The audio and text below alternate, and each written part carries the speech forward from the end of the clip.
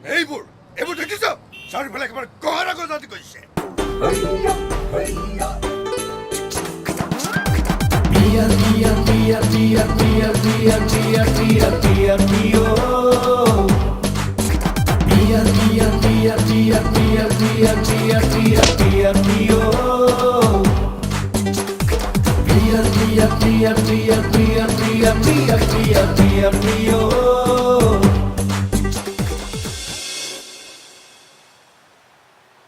কথাবোৰ ভাবিব হ'ল মামা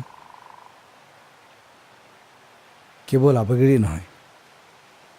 এবাৰ যুক্তিৰেও ভাবক নতুন প্ৰজন্মৰ ল'ৰা ছোৱালীক এজন ভাল অসমীয়া হ'বলৈ উৎসাহ দিয়ক সুযোগ দিয়ক ভাল অসমীয়া ও প্ৰিয়া তুমি হয় না মোহ